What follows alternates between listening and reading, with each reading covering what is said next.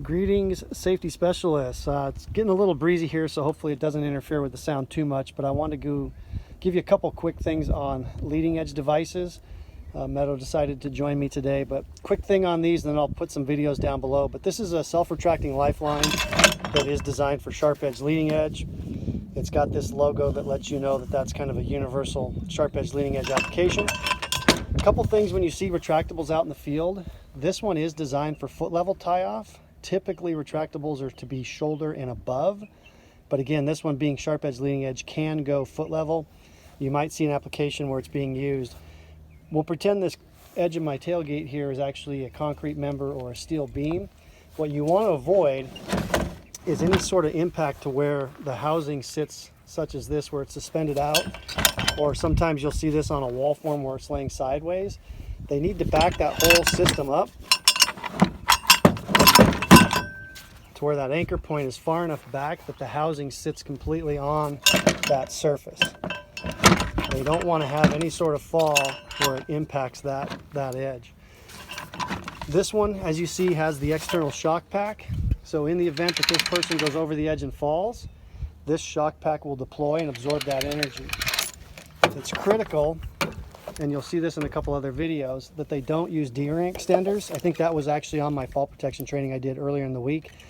The D-ring extenders will allow this pack to be subjected to the fall. So never use a D-ring extender with a sharp edge leading edge retractable in any application. These, again, can be foot level. This one's called a smart lock, and it actually has a magnet system inside the housing to where if I drop it, it will retract slower. It won't zip right into that housing. So you can see that goes in nice and slow. A lot of retractables will just snap right back in there, and they can actually break the pin.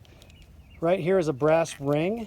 If this were to be subjected to a fall, that brass ring would crush, and this would actually be red color underneath here. So this one's still in good shape. That again is my fall indicator if the shock pack didn't deploy. You could have a fall that wasn't strong enough to open this, but you would still crush that brass ring. So when you do the inspections, make sure that ring is in place, everything's intact. The other option we have are the twin nanos. These are designed for 100% tie-off or continuous tie-off that I alluded to. This piece fits underneath the webbing underneath the D-ring. And since I'm shooting video in one-handed here, I won't try to install it one-handed. But basically this pack then goes to the harness, and in the event of a fall, and you'll see this in the other video I have, in the event of a fall, say I fall on this particular leg of the retractable, there's a aluminum piece in here that breaks, and this shock pack will deploy in the event that I fall. The reason they have them under here is I can still use the D-ring. So say I was wearing this double, working my way around some form work, but I needed to climb up a stair tower that had a retractable. I could take the retractable, hook right into that, and I still have a compatible connection because I'm not interfering with this system. So that's why you see that out in the field of someone wearing one of these, leaving that D-ring exposed so they could maybe climb up a stair tower, elevator core, something of that nature. So anyway, just a quick down and dirty on the LE stuff, and more videos and footage above.